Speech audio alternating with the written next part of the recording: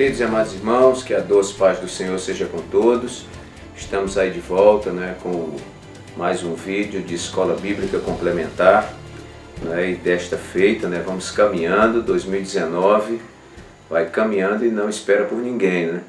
Lição número 3, já para 20 de janeiro de 2019.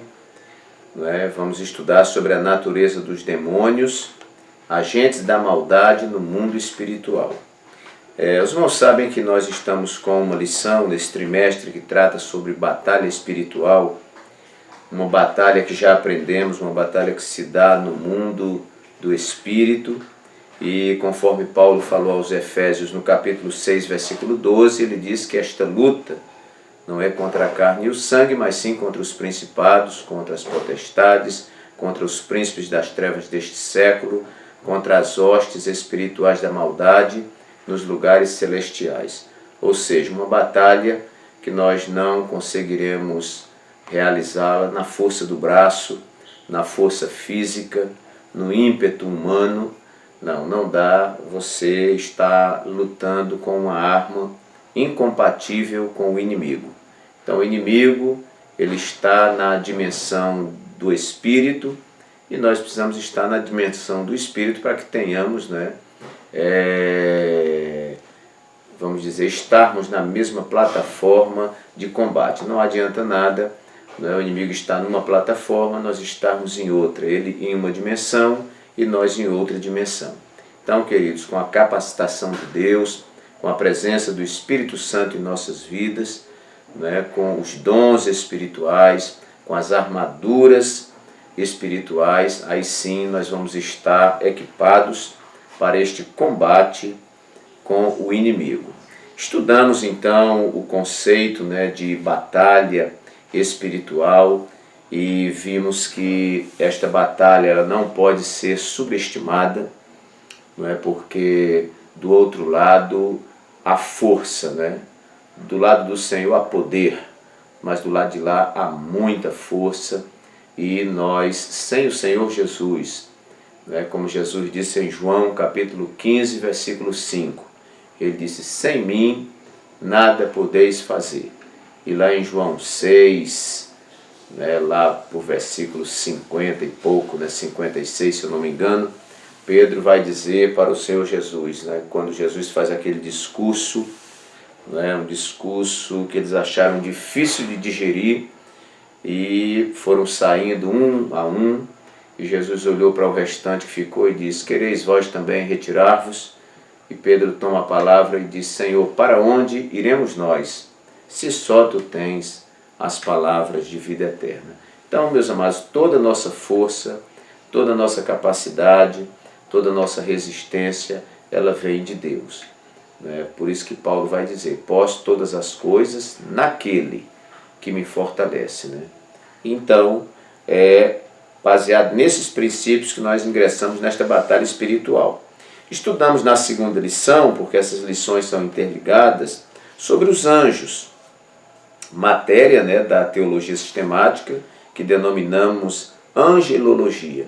E estudamos aqui a ação desses anjos, que são seres espirituais. Falamos no vídeo passado que nós não devemos super ou hipervalorizarmos os anjos, a ponto de entrarmos no campo da idolatria, de estarmos fazendo culto aos anjos, escalando o anjo para estar de um lado, anjo do outro, anjo na porta, anjo na lateral da igreja e tudo mais, como se os anjos estivessem ao meu dispor, sob as minhas ordens. E não é bem assim. Os anjos, aprendemos que são ministros de Deus a serviço do povo do Senhor, mas eles recebem a ordem do Deus Todo-Poderoso. Foi uma lição maravilhosa sobre os anjos, e eu não vou repetir tudo novamente. E anjos, nós vimos nesta lição anterior, que foi a lição número 2, que esses anjos estão a serviço do povo de Deus. Eles ministram a favor do povo de Deus, eles cumprem eficazmente a palavra de Deus e a voz de Deus a serviço do seu povo, a serviço da sua igreja, a serviço dos seus servos. Vimos também que eles batalham em favor do povo de Deus, E A lição desta semana, queridos, é uma lição que trabalha justamente na contraposição desses anjos que estão a serviço da igreja. Da mesma forma que nós aprendemos, o anjo do Senhor acampado ao redor daqueles que o temem e os livra do mal, aprendemos também que o diabo, nosso adversário, anda ao nosso derredor, bramando como leão, buscando a quem possa tragar. Ao mesmo tempo que há uma pleiade de anjos que estão aí a serviço do povo de Deus, na defesa do povo de Deus, porque nós estamos no mundo físico e não visualizamos o mundo espiritual. Mas quantas batalhas não estão sendo travadas agora no mundo espiritual, Anjos que estão torcendo por você, que estão lutando para que você não tropece com o seu pé em nenhuma pedra, anjos que estão acampados ao seu redor, mas em contraposição há também o diabo com seus asseclas, o diabo com os seus súditos, também lutando a cada minuto para ver a minha derrota, para ver a sua derrota, para ver o escândalo da obra de Deus, para ver, enfim, a derrota do reino de Deus. Mas nós sabemos que Satanás ele já está derrotado pelo poder do sangue de nosso Senhor e Salvador Jesus Cristo. Esta matéria, irmãos, ela é, eu diria, uma submatéria da angelologia. Nós vamos estudar sobre demonologia, que são esses anjos maus, que infelizmente, vamos dizer assim, nós temos que nos ocupar desse tema, porque não que estejamos aqui valorizando, nem dando tanta ênfase, que eu acho que nós não devemos perder tempo dando ênfase em demônio, dando ênfase em diabo, esse tipo de coisa. Não, a gente está para adorar e servir a Deus. Mas esta lição, ela serve como um despertamento para que aqueles que não sabem que existe esse outro lado, que nos persegue, que tenta nos derrotar, que tenta nos matar, porque a missão do diabo é matar, roubar e destruir. Então, é importante que a gente conheça os dois lados. É importante que eu conheça aqueles que estão ao meu favor, que estão batalhando pela minha vida, e aqueles que estão contra nós. Quanto mais conhecimento nós tivermos do inimigo, mais fácil venceremos a batalha. Ok. Então, queridos, uma coisa que eu quero chamar a atenção é, em primeiro lugar, Satanás, ele foi Lúcifer. Lúcifer se transformou em Satanás. Alguém disse assim, quem criou o diabo?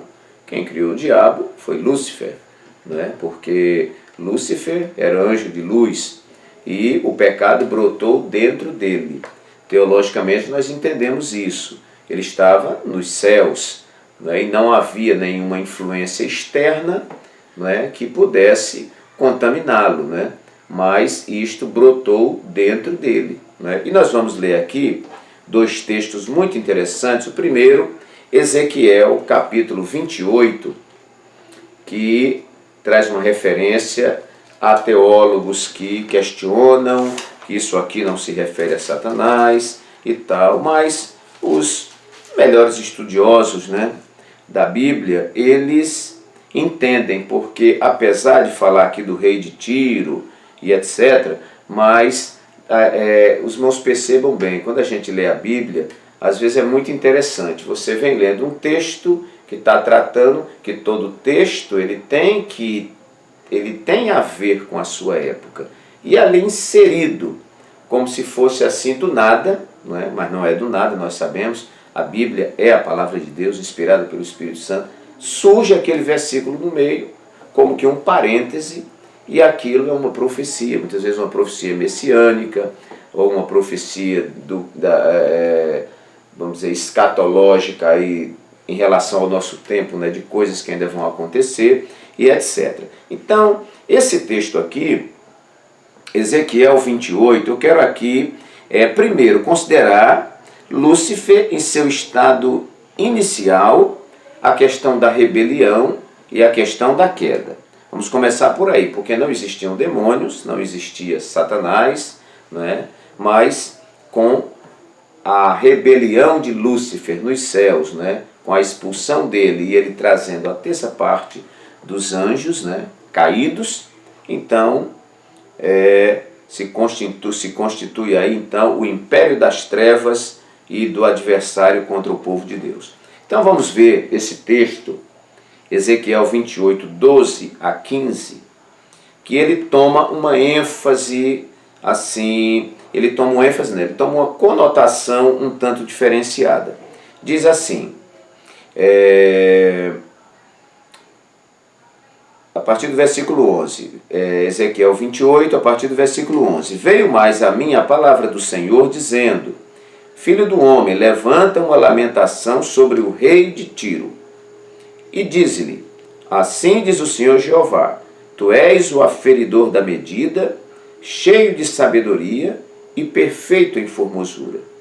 Estavas no Éden, jardim de Deus, toda pedra preciosa era a tua cobertura, a sardônica, o topázio, o diamante, a turquesa, o ônix, o jaspe, a safira, o carbúnculo, a esmeralda e o ouro. A obra dos teus tambores e dos teus pífaros estava em ti. No dia em que foste criado, foram preparados. Tu eras querubim ungido para proteger, e te estabeleci. No monte santo de Deus estavas, no meio das pedras afogueadas andavas. Perfeito eras nos teus caminhos, desde o dia em que foste criado, até que se achou iniquidade em ti. Os melhores teólogos, eles destacam isso aqui e dizem que isso aqui é elevado demais para ser uma referência única e exclusiva ao rei de Tiro. E temos outra referência interessante, que é Isaías, capítulo 14. Vamos ver essa outra referência que é muito importante, deve estar marcada na sua Bíblia, porque ela traz revelações que nem o Novo Testamento mostra. Isaías capítulo 14, também versículos 12 a 15. Veja essa descrição. Como caíste do céu, ó estrela da manhã, filha da alva. Como foste lançado por terra, tu que debilitavas as nações. E tu que dizias no teu coração, eu subirei ao céu, e acima das estrelas de Deus exaltarei o meu trono, e no monte da congregação me assentarei, da banda dos lados do norte. Subirei acima das mais altas nuvens, e serei semelhante ao Altíssimo. E contudo, levado serás ao inferno, ao mais profundo do abismo. Também um grupo grande de teólogos defende que essa descrição, quase que um parêntese no texto, que aqui o profeta Isaías capítulo 14 vem fazendo essa descrição, vem falando da Babilônia e etc. E até que chega aqui no versículo 12 e abre este parêntese, e coloca uma conotação que a gente percebe muito elevada também para qualquer governante da época, seja de Babilônia, seja da Assíria, seja de Tiro e etc. Muito bem, então, queridos, com isso aqui nós extraímos o que um grande número de teólogos defendem, que era o estado inicial de Lúcifer. Lúcifer era um dos principais anjos, um querubim ungido. Alguém disse que inclusive responsável pela música nos céus.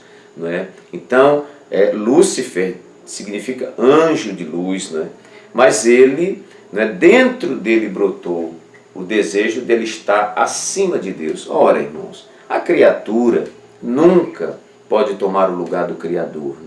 Deus nunca pode ser superado. Foi algo tolo, vamos dizer, no coração de Lúcifer, no meio de tanta riqueza, no meio de tanta grandeza, ele aspirou a algo mais alto e aspirou somente sentar no trono do Altíssimo e ficar acima de Deus. Então, algo impossível. E com isso, ele foi lançado de cima para baixo e diz a Bíblia que ele trouxe consigo a terça parte dos anjos.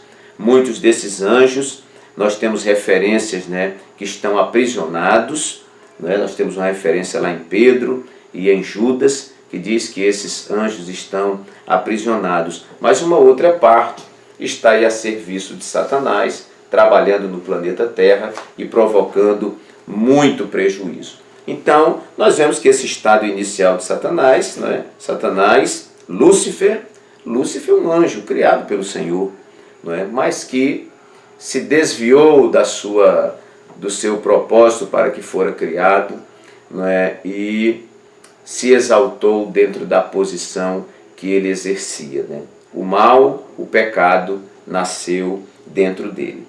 Ok. Depois nós vamos ver, irmãos, numa sequência mais ou menos histórica e cósmica, né? Satanás, a serpente e sua interferência no jardim. Ora, se Lúcifer era um anjo de luz, nós sabemos que dentre as funções que arcanjo, que querubim, que serafim tem nos céus, Lúcifer tinha suas tarefas também, suas missões, e acreditamos por todo esse conjunto de informações que eram funções nobres, né? Quando ele é lançado à Terra, e além dessas funções, ele ainda tinha, claro, né, que a função comum a todos, que era glorificar, exaltar o nome do Senhor. Muito bem, Satanás é lançado abaixo, né? E agora quando Deus cria o homem, que alguns teólogos defendem que na realidade aquele processo de criação que Deus está fazendo seja um processo de recriação, porque Deus não criou a terra vazia, né? Mas naquele momento ela estava sem forma e vazia. Há teólogos que defendem que foi com a queda de Satanás que houve todo esse deterioramento, né, do planeta, e Deus então restaura esta terra e coloca o homem. E nós conhecemos a história, este homem criado à imagem e semelhança de Deus, criado do pó da terra, para fazer justamente aquilo que Satanás pecara em fazer, que era ser um instrumento para a glória de Deus. Olha, meus irmãos, não há nada que desagrade mais a Deus do que alguém tentar usurpar. Tentar, porque não consegue, né? Tentar usurpar, tentar tomar, pretender tomar a glória que é de Deus. Então Deus levanta este homem com uma outra estrutura, que não é a estrutura dos anjos, e este homem agora vai ser instrumento para a glória de Deus. E Satanás não se conforma e se transveste, vamos dizer, de serpente, ou se introduz na serpente, né?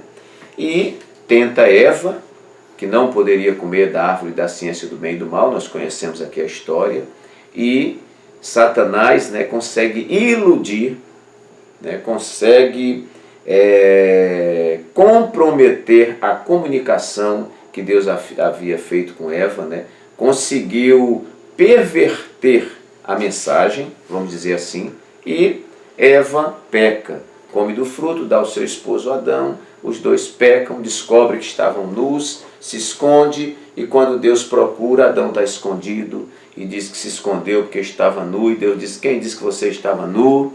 Você comeu da árvore que eu disse, ou nós dissemos, que você não deveria comer.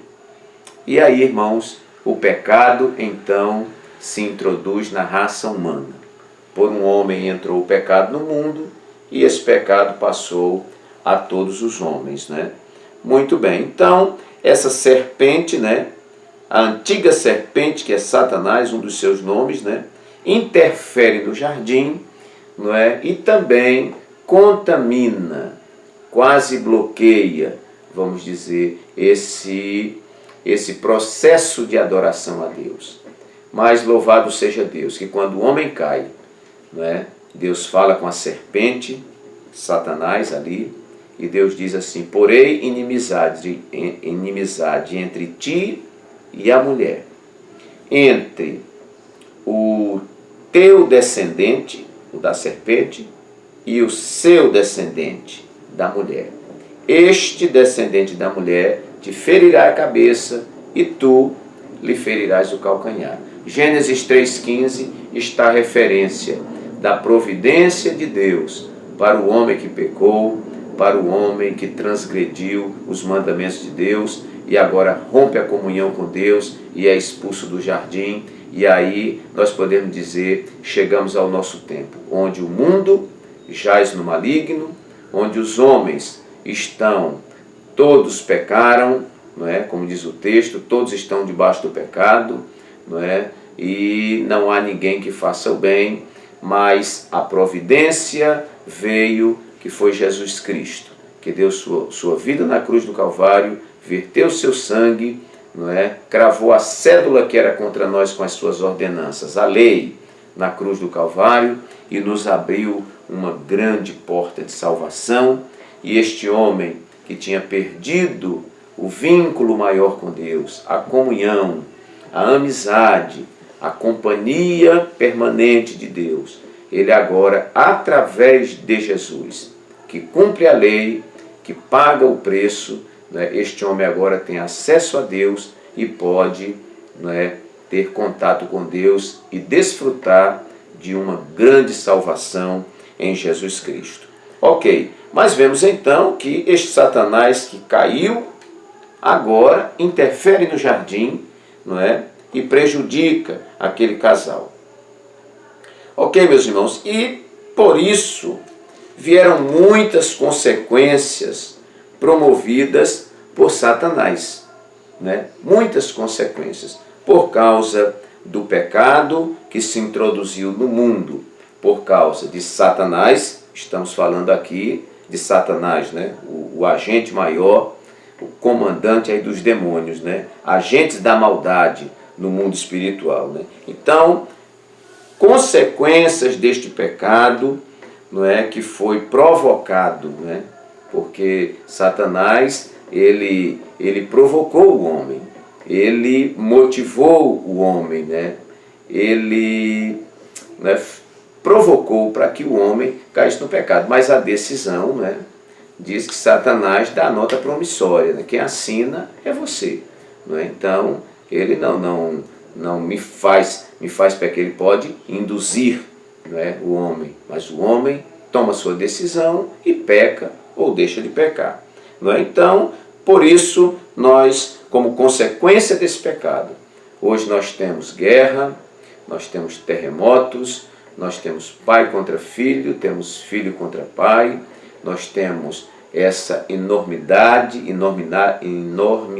de divórcios no mundo que nós vivemos, drogas, prostituição infantil, pedofilia, não é? E outras anormalidades que nós vemos aí no nosso mundo, fome, pestes, ganância, inveja, ciúme, e poderíamos aqui enumerar muita coisa, consequência do pecado. E acima de tudo, não é, o rompimento da comunhão com Deus. Então isso por causa do agente Satanás, que introduziu o pecado no mundo. Uma outra coisa interessante que eu quero falar nessa lição, irmãos, é sobre os nomes, né?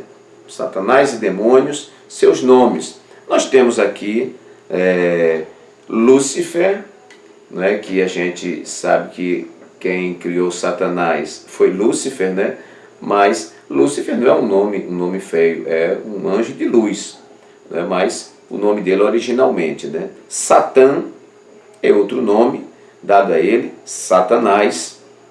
Beelzebu, que significa príncipe dos demônios. Nós vamos ver na nossa lição também, quando você estudar, que ele tem também o nome de dragão, ou grande dragão. Nós vemos também outra denominação de Satanás, príncipe das trevas, não é? Um outro, Deus deste século, não é? Satanás é o Deus deste século, né? O que nós vemos neste mundo, né, é todo tipo de perversão, né? Parece que o mundo que nós estamos vivendo, tudo que é certo virou errado, e o que era errado agora virou certo. O que é isso? O Deus deste século, né? Um século de inveja, um século de ganância, um século de ciúme, um século de tanto de pornografia infantil, um século, né, de sexo desvirtuado, um século de casamentos rompidos, famílias destroçadas, um século de culto ao corpo, um século de entretenimento em detrimento das coisas importantes da vida, e todas essas questões, elas são orquestradas por Satanás. Jesus fechou a questão dizendo: o mundo jaz no maligno. Há um texto de Paulo que ele diz que o Deus deste século cegou o entendimento dos incrédulos para que eles não vejam o resplandecer da luz do Evangelho. Então, é o Deus deste século. Também ele é conhecido como enganador. Ninguém engana mais do que Satanás. Quantas pessoas estão julgando que estão no caminho certo? Mas no livro de Provérbios está escrito que há caminhos que para o homem parece direito, mas o final deles são caminhos de morte. Então, muita gente está trilhando por um caminho, crente que está certo, mas está sendo enganado por Satanás. Porque Satanás, nossos pais na fé, quando ensinavam, eles diziam assim: Satanás não vem de chifre, de rabo, não vem com um garfo na mão, com um tridente. Não, ele vem com sapatinho de lã. Era assim que eles ensinavam, Vem com sapatinho de lã. Então muita gente está aí, irmãos, entrando num monte de caminhos de morte, mas é adocicado no início, é perfumado, é colorido. E o que é isso? São os enganos de Satanás. Satanás, a tarefa dele é enganar. Ele é um enganador por excelência. É acusador. Acusador. Satanás, ele acusa os servos de Deus, de dia e de noite. Nós vamos ver no livro de Jó que Satanás está percorrendo a terra e ele chega na presença dos filhos de Deus, que ali nós interpretamos como anjos, e Deus pergunta para ele: de onde vem, Satanás? Ele disse: eu venho de rodear a terra e passear por ela. Viste o meu servo Jó, homem fiel, temente a Deus, reto, que se desvia do mal e tudo, E Satanás diz, mas também, parafraseando aqui, com tudo que ele tem e tudo mais.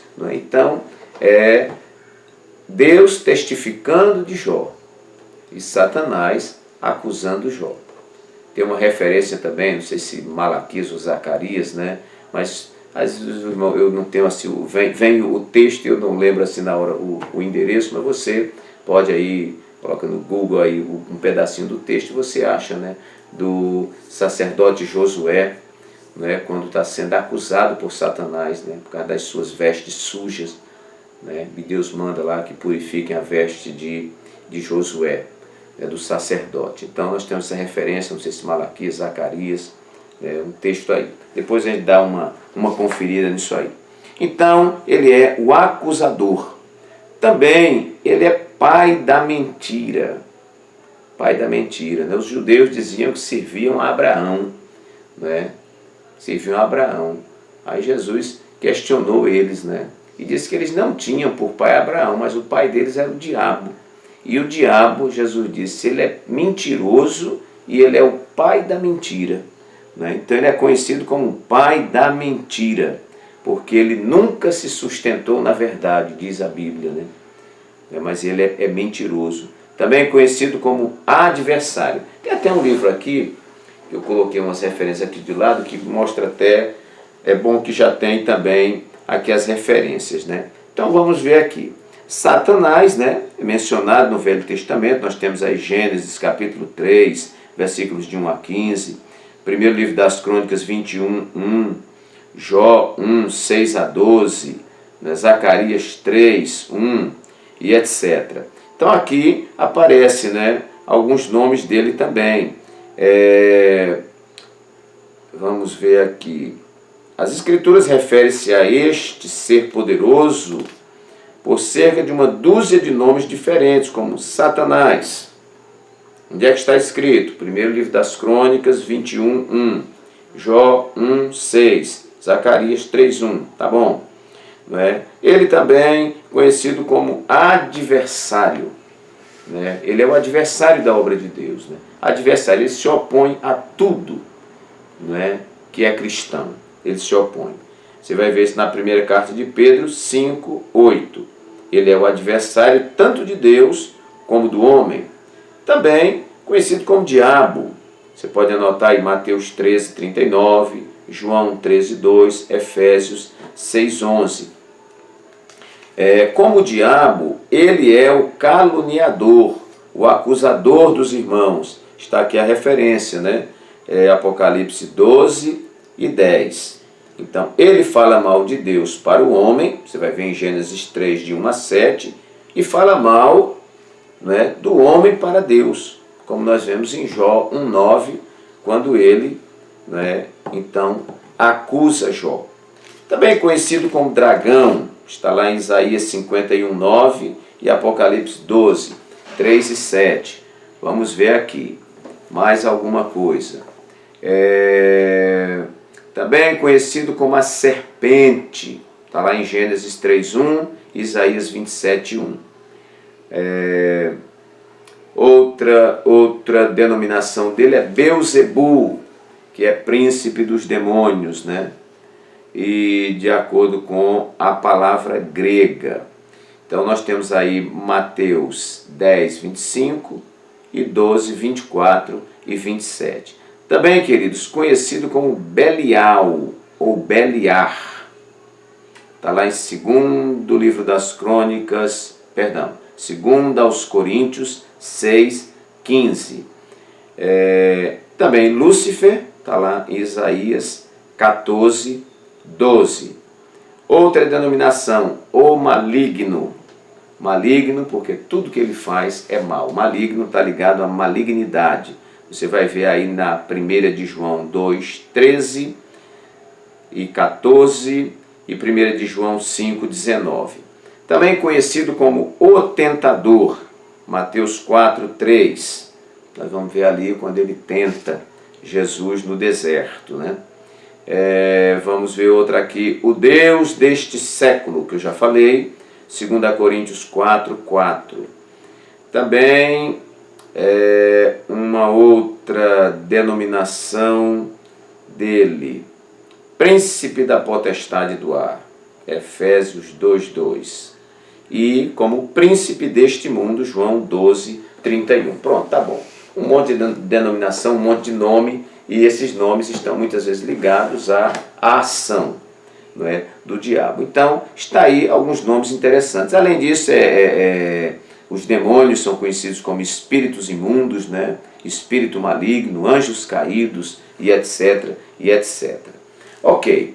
Satanás, outro ponto. Satanás e suas ações malignas. Quais são essas ações de Satanás? João disse, Jesus escrevendo, né? Jesus falando, perdão, e João escrevendo. Em João capítulo 10 e versículo 10, que Jesus disse assim: o ladrão não vem senão a matar, roubar e destruir. Eu vim para que tenhais vida e vida com abundância. Obviamente, Satanás, uma das suas funções é matar, roubar e destruir. Além disso, nós falamos também aí nos nomes dele, você já vai deduzir, ele é acusador. Ele é acusador. Ele também age como um agente de doença. É muito interessante, irmãos, que haviam pessoas na época de Jesus, e há ainda hoje, que por causa de uma possessão demoníaca, essa pessoa não ouvia nem falava. Por causa de uma possessão demoníaca, essa pessoa ficava deitada o tempo inteiro. Por causa dessa possessão demoníaca, essa pessoa tinha um distúrbio mental. E ainda hoje existe.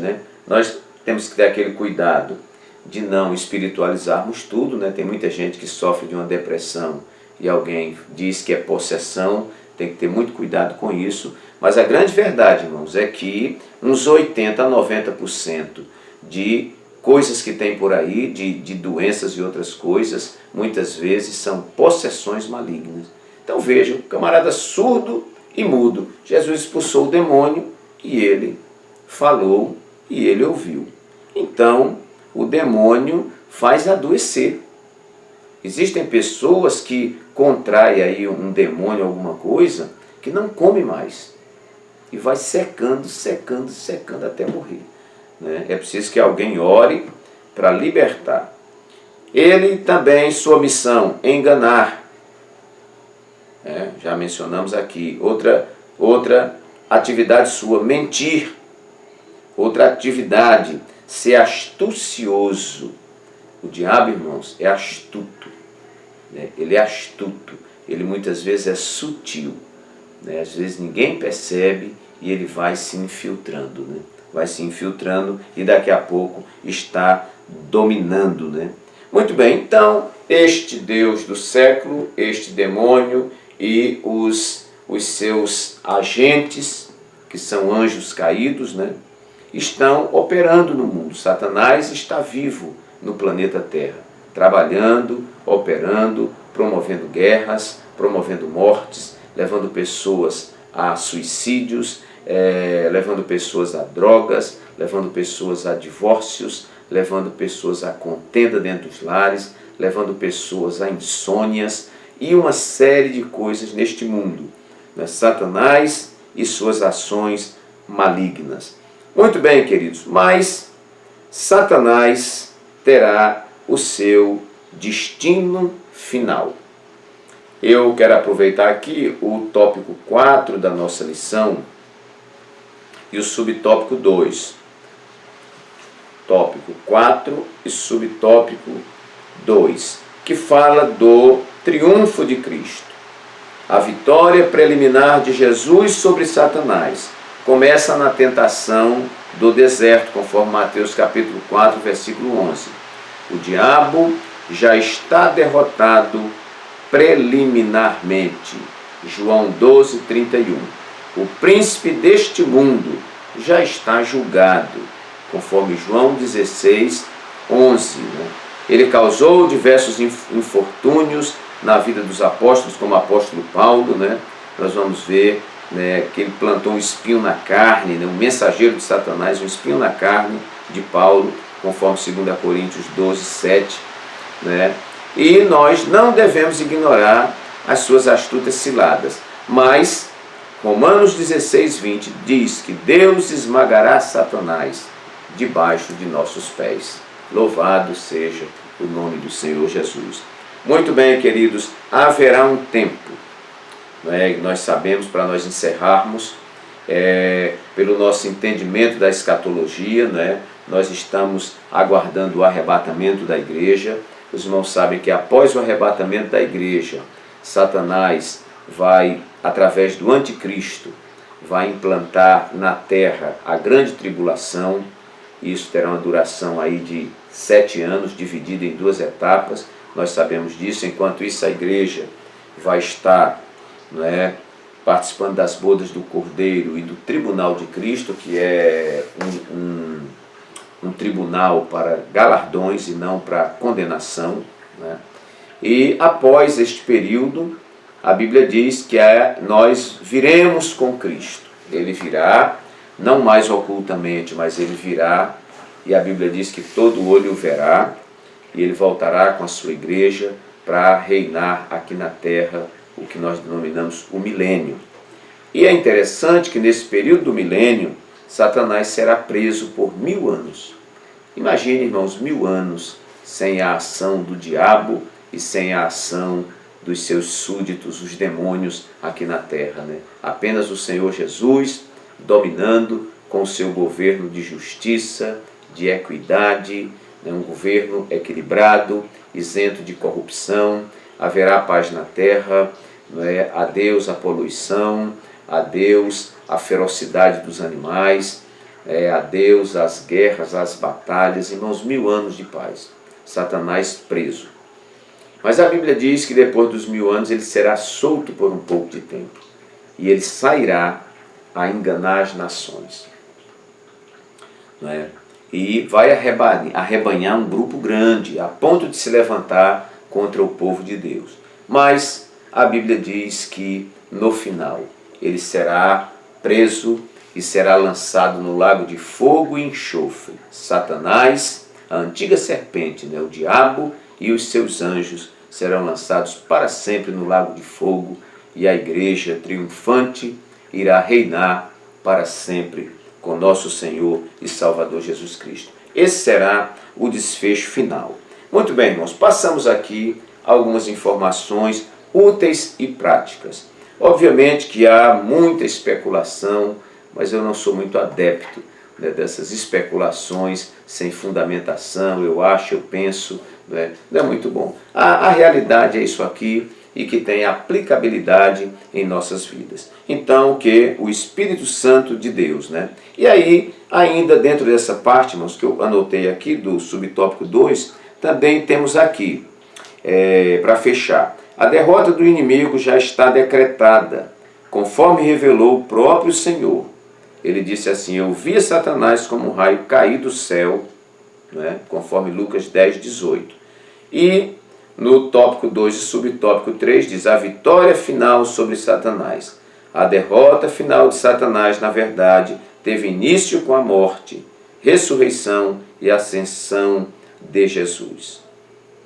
E mais abaixo no comentário diz: mais adiante, o diabo é amarrado por 1000 anos, já falei, para finalmente, não é? Porque ele vai ser solto ainda, mas no final ser lançado no lago de fogo, conforme Apocalipse 20, versículos 3 e 10. Meus queridos, que Deus abençoe a todos, que o Espírito Santo aplique essa palavra no seu coração. Espero ter dado uma pequena contribuição para os irmãos que possa acrescentar a sua aula. Se você gostou desse vídeo, aí embaixo você tem aí, inscreva-se. Você se inscreva, acione aí o sininho para você receber as notificações. Compartilhe esse vídeo, né, com os seus irmãos nas suas redes sociais, né? E que Deus te abençoe poderosamente, né? Dê aí também o seu like, aí tem a mãozinha, você pode dar. E embaixo, irmãos, tem ali o comentário. Faça um comentário, né, colocando. Tem pessoas que têm colocado críticas, né? A gente ouve essas críticas, né? Analisa, porque nossa intenção é melhorar, nossa intenção é contribuir nesse estudo maravilhoso. Então Deus abençoe a todos, receba um abraço carinhoso do pastor Valdo Pereira e até nosso próximo vídeo.